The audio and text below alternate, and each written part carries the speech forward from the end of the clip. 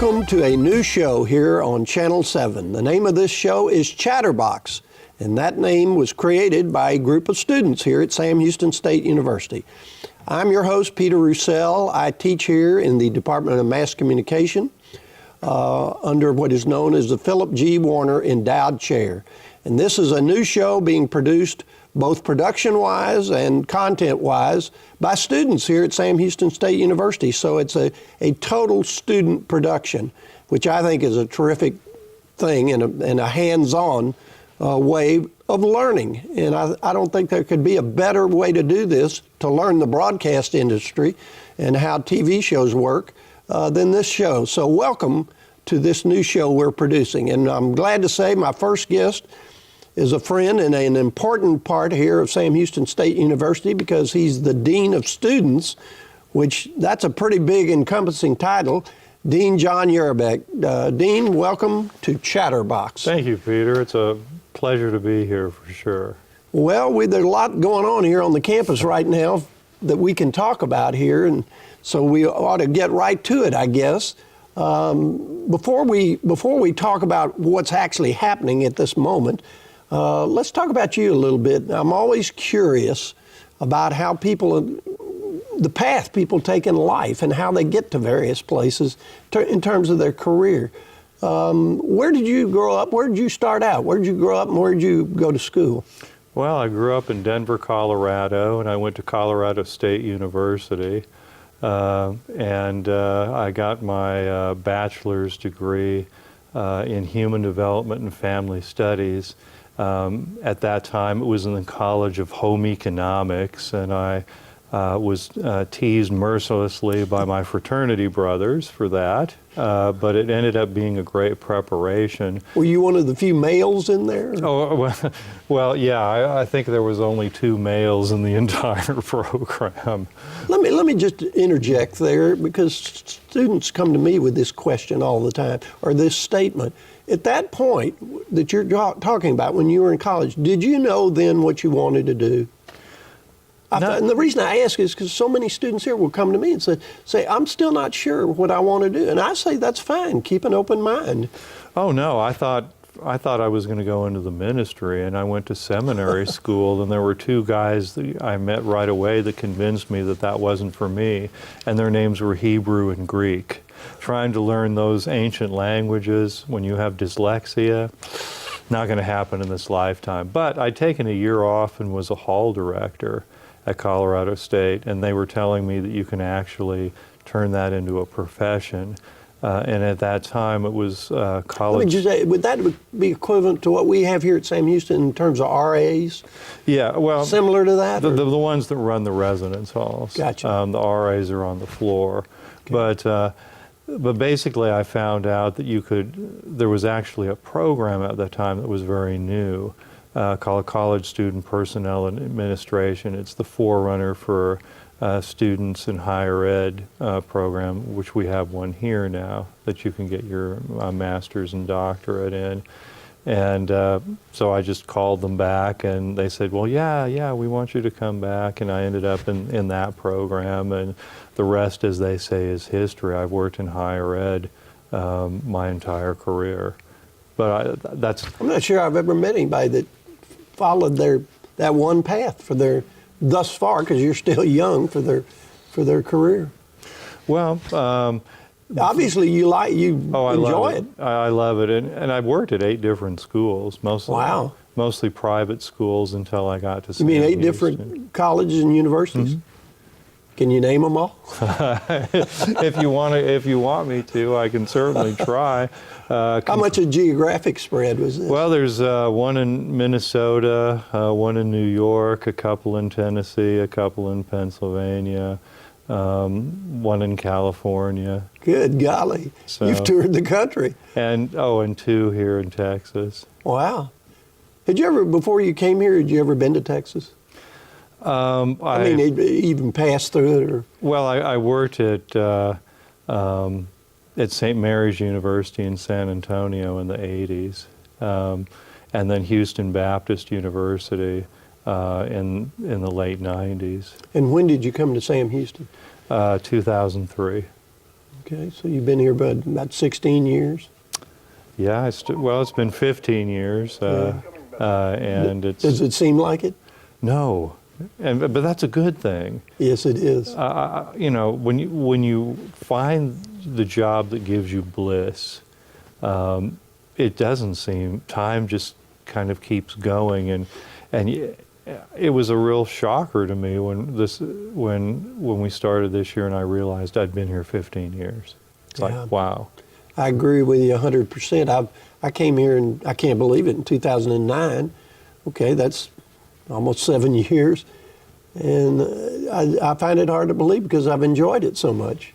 And every day is something interesting and fulfilling. It's so fulfilling because you're touching people's lives, mainly students. Well, and students, you know, of the traditional age, 18 to 22 or 23, is often they come here and they find what their values are, their goals, who they, quote, want to be.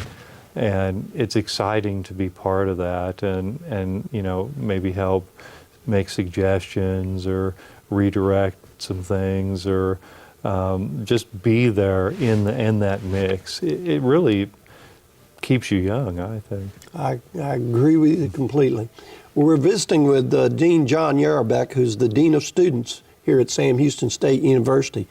The Dean of Students, boy, to me, that is a very big, all-encompassing sounding title. Tell us, John, a little bit about some of the areas that are under you, because I know, first of all, how many divisions are under you? Well, we have Greek life is under me, and we currently have 31 fraternities and sororities. Well, that's a lot to say grace over, isn't it?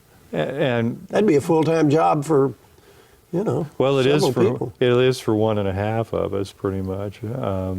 They work very directly with them. There's a lot of risk management that goes along with that, because we don't want to be the ones that end up on TV for something that really bad that happens, but they do so much good. Well, I was going to say, well, why do you think it is we don't hear more about the positives that fraternities and sororities do? Because all of them, as you well know, are involved usually in charities and in good things, but you never hear.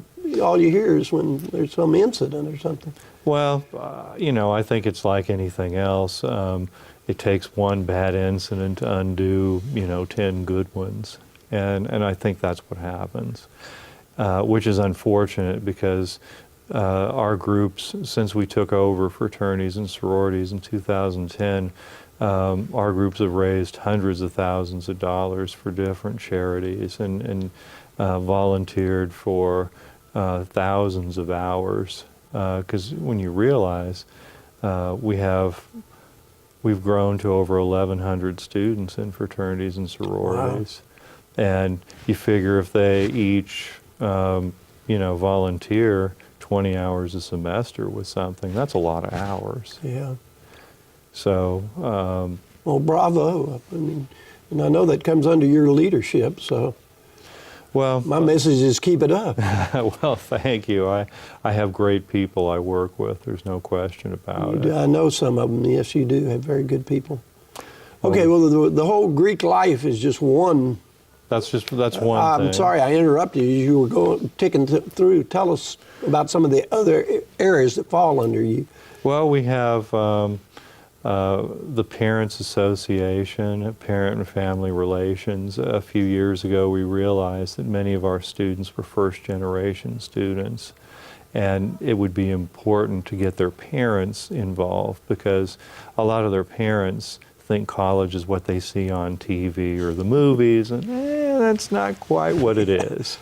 So, you know, we give them... It's called reality. Right, right. But they don't know. Yeah. So, you know, we give them newsletters. We have a contact place if they have questions. And do many contact you? Oh yes. Usually when something goes wrong that they don't understand. Do they come meet with you? Sometimes. Usually it's online or via telephone. But my favorite is, this happens almost every semester, that I get a call that someone's missing. And sometimes that really happens. So of course it always gets routed to me. And so I go, okay, well, when was the last time you talked to them? 3 hours ago. Well, what makes you think they're missing? Because they're not answering my text. So, and then I said, well, let's hold off before we call the police. Welcome to the age of social media. Yeah, so, and we always find them, you know, they're in class or they're at their girlfriend's or boyfriend's house or something like that. But it always gives me a chuckle. I haven't been able to reach them for 3 hours. It wasn't quite like that when I was in school. Yeah. They're giving me a wrap up here. We got about 3 or 4 minutes left, so I want to be sure we touch on anything you wanted to mention about what's going on, either that or any upcoming events or anything that your office is doing that we should know about. Well, speaking of Greeks, we have the Pantheon coming up on May 2nd, I believe, which is sort of the wrap-up. It's kind of like the Sammys for Greek life. We recognized all the chapters who've distinguished themselves. We also have Raven's Call coming up next Friday. I think, a really neat. Tell us what that is. We started that in 2010, and that's a way to celebrate those who have fallen, faculty, staff, and students within the past calendar year. We feel that everyone who has been part of this university has impacted it in some way, and we want to celebrate their accomplishments, and it really helps family members to be able to come up and see the university reaching out and celebrating them, because when you lose someone in your family, there's a lot of grief that goes with it, and to have something where you can come and you can feel embraced by the community is very special. And it's something else that's really good for the students here, even if they didn't know the people who passed away, because 100 years from now, none of us will probably be here. And it's kind of a wake-up call for everyone to say, hey, what am I doing? What can I improve on doing, and how can I make more of a mark here at Sam Houston and beyond? Well stated, John. I just think it's a very meaningful event. It is, and it gets bigger, it seems, every year. And this year, unfortunately, it's going to, I think, be probably the biggest we've ever had, because we had some students who were very well known who died. I'm thinking of our 2 agricultural students who got married and they had the helicopter crash right after it earlier this semester. It was really a tragedy, and it touched a lot of our students' lives, and I'm sure that they'll want to show up and be there for them.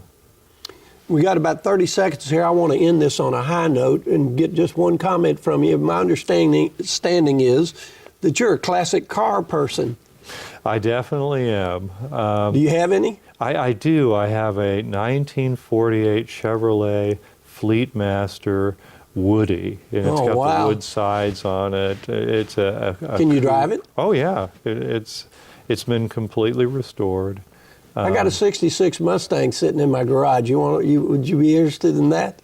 Hey, we love Mustangs. They're great. Every time I drive it, people go, "Hey, that's a classic." It definitely is.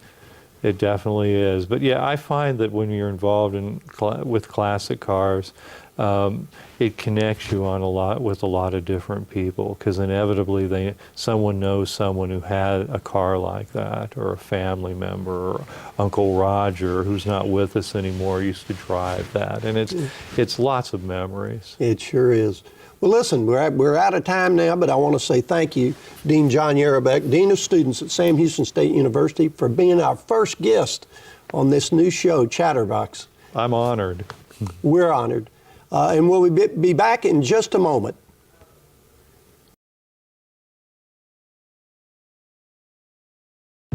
If you were born from 1945 to 1965, you'll want to listen to this.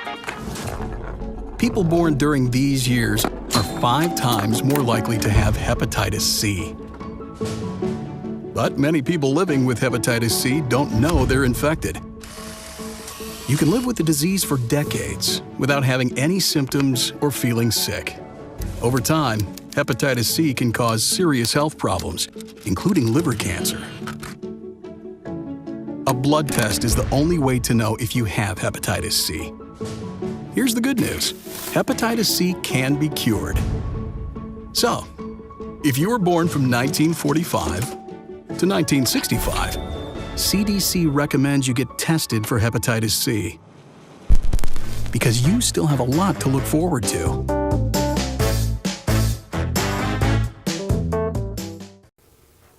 Hello and welcome back to Chatterbox. We were visiting with the Dean of Students at Sam Houston State University, John Yarbeck, and we're now going to continue that conversation. And before we took the break, we got into a subject that is dear to my heart, and I know dear to his heart, and that's the subject of classic cars. John, I had no idea this was an interest of yours. Oh, it's been an interest of mine for years. I've had everything from 1970 Barracuda Grand Coupe convertible to a Plymouth Superbird with a big spoiler on the back that less than 2,000 of them were made. And I now have a 1948 Chevrolet Fleetmaster with the wood sides on it. How did you develop this interest? I ran into some people that had classic cars and saw that it was a great way to meet people, to make conversation, to make memories, and to do philanthropies. Most of the car shows do it to serve as a fundraiser. And I'm vice president of the Huntsville Cruisers Classic Car Club here in town, and we do 5 shows right here in Huntsville each year. 5 shows? Yes. Here in Huntsville? Mm-hmm. Now, how does that occur? When and where do these occur?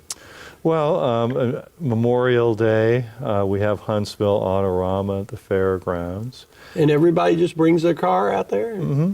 Or cars, I guess. Yeah, and it's inside, so it's air conditioned because it can get kind of warm at that time. Jerry Larison, my father-in-law from Reliable Auto Parts, he does a show on, it's usually the first Saturday in May, called TNT Truck and Tractor Show. We do that. We also do one with Parent and Family Weekend every year to help. We think that's a great merge when we do that program here at Sam Houston, because the parents can say, oh yeah, that's the car I drove when I was in school here or somewhere else, and that works as well. Then there's a couple other shows that we've kind of started doing that are a lot less notable at this point, but we're building them. Do the owners drive these cars to these shows? Usually. Some of them have. Some of the big shows, don't they have trailer or trucks that transport the cars? And we have a few of those. If somebody's put a high dollar in, and it's more what we call them trailer queens, they kind of sit on the trailer, and they'll take it off the trailer and drive it and park it, and then back it goes on the trailer. They just don't want to put any miles on them. Well, every time you drive it, you have a chance to have someone kick up a rock and ding it or something like that. Now, for me, I'd rather drive it. I mean, half the fun is driving it and having people go, whoa, we've never seen a car like this. And you can tell, too, or you get lots of thumbs ups. And I think you probably experienced that because you have a classic car, too, don't you? Yes, I have a 66 Mustang, Ford Mustang. Midnight blue. Oh, wow. And it's a straight 6. Even a child of 5 could figure out the engine. But you're right. Whenever I drive it, people honk at me, or they'll pull up next to you and say, "Oh, that'd be a great car for my son or daughter that's about to graduate from college." And, I think it's a kick. And I'm like you. It's the driving it that kind of, is the enjoyment. They were made to be driven, so they're not some kind of museum art. What's cool is when you're driving it, it's like you're driving your art. Because people will look at it that way, and it makes for memories. I'll have to try and come to one of the next shows here in Huntsville. You should bring your Mustang. Yeah, my students keep wanting me to drive it up here. It's in a garage in Houston, in my garage, and I guess I should. You should. It's always a bit of a jolt, though, after driving my current car to get into that car with no power steering, no power brakes, and especially the turning. I'd forgotten what it was like in a car without a power steering. It kind of takes you back to that era. Oh yeah, when I'm driving that 48, I mean, you're kind of in this kind of elongated circular kind of tube you're driving down, and it's so much different. I assume is it stick shift? Oh yeah, and it's the 3 on the tree on the column, you know, with the steering wheel. I learned it as a kid. I learned to drive in a 1949 Chevrolet. You know, yeah. Sure. And it had that H pattern. You push in the clutch, and yep. Someone told me that at the time that most cars were converting to automatic drive, that there were some people that were so used to pushing in that clutch that they would have dummy clutches. Really? Yeah, That's funny. so they could push it in and then shift it into automatic drive, just because. I think my mother might have told me that, actually. She said she had a friend that just could not she'd stomp her foot down, trying to push in a clutch. So it's quite an experience driving those cars. Oh, no doubt. I saw something on the internet that was really funny. It said something about new millennial anti-theft device, and it showed the clutch, because a lot of people these days don't know how to drive a clutch. Yeah, they don't. Well, back to we earlier in the show, because of your job here at Sam Houston State University, we were talking about the responsibilities of your office, and we kind of just skimmed the surface. We were talking about the responsibility you have over all the Greek organizations. Tell us about some of the other things. I know you were talking about the parental contact aspect of it. Right. We do try to reach out to parents and educate them what life in college is all about, and that's a big part of it. Me personally, what's gotten more and more each year involved is I'm also in charge of the Students of Concern team, and that's students who may be experiencing mental health issues. Sometimes drugs play into that as well.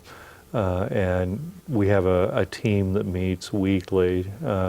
The idea being people refer us students in their class or in their residence hall or whatever that they're concerned about. And we try to put together an intervention before something really serious happens. And this year our numbers are way, way up. Really? And why is that, you think? That seems to be the $6 million question. I think it's a lot of different things.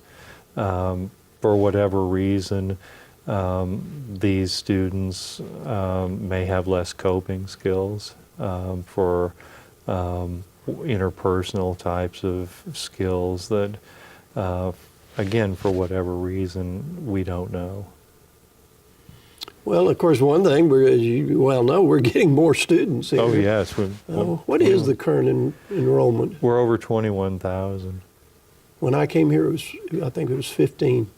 Yeah, when I started in 2003, it was 13,500. Wow. And I think at one point during that time, in the 10-year period, we were the 13th fastest growing college in the nation. Really? So, well, all anyone has to do is take a look at all the construction and expansion going on around here to confirm that. Well, we're very excited with the Lohman Student Center getting renovated. Talk a little bit about that. That's a major project. This is the Student Center here on the campus is going through a major restoration, renovation, new section, whatever you want to call it, all those things. It really is. Phase 1 has been completed. We had a kind of a grand opening earlier this semester. And it's beautiful. For those who haven't seen it, they really should come. There's a bowling alley there. There's new food courts. There's new meeting areas, a brand new ballroom that's has state-of-the-art sound. It's incredible, and that's only half of it. The new portion, office space, is going to be upgraded. There's going to be a new, more open-air entrance, kind of more of a ta-da kind of a thing. It's going to have a more open-air concept. It's going to feel and look more like you would envision a student center would. Prior to this, our student center was okay, but it in some ways didn't have that, you're at Sam Houston kind of feeling. And you're going to get that with the new one. I noticed in walking over there, and it's very convenient because the building you and I are in right now is called the Dan Rather Communications Building, and it's virtually like 100 yards over to the new section of the Loman Student Center.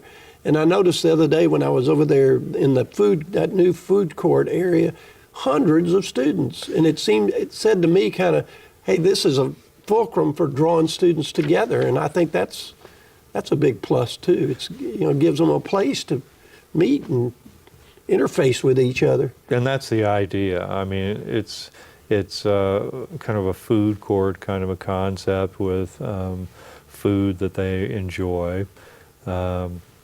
It's more of a gathering place than the old one used to be. It's certainly upgraded in terms of colors and more window space, and you just feel upbeat when you walk in there. And just think when the whole building's going to be like that. I mean, it's going to be really breathtaking. And Rob Weber and his staff to coordinate this, it's like birthing a child. I mean, he's got a 3-ring also circus kind necessitated having to dislocate people such as yourself. Yes, we had 2.5 weeks to relocate our office from where we were to down by the old ballroom. And the bookstore had to do that as well. Now, if you can imagine all those books, all those things getting moved down there. It'd take me 6 months just to move myself anywhere, so I can only imagine what that was like.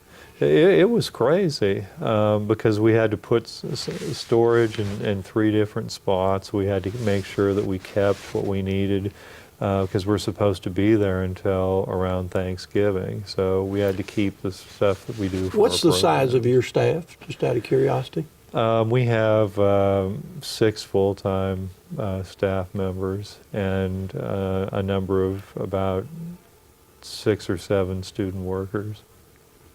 Is there one for each section that you're over, kind of? Usually 2. Yeah. We sort of have it divided that way. And it seems to work well. As I said in the last segment, I have great people, and that's what you have to have, because with such rapid growth, everybody's saying we need more, and our office is also saying, help, we need more. But we don't always get that. So we just have to be very focused about what we're doing and be very supportive of what the other staff members are doing with so many different programs.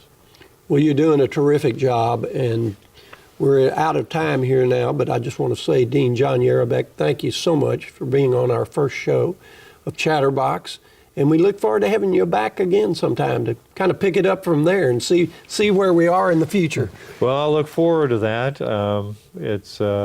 It's been fun, and it's always easy to talk about Sam Houston because there's always great things going on. You betcha. Well, this is Peter Roussel, your host, saying so long for now for Chatterbox, and we'll see you soon.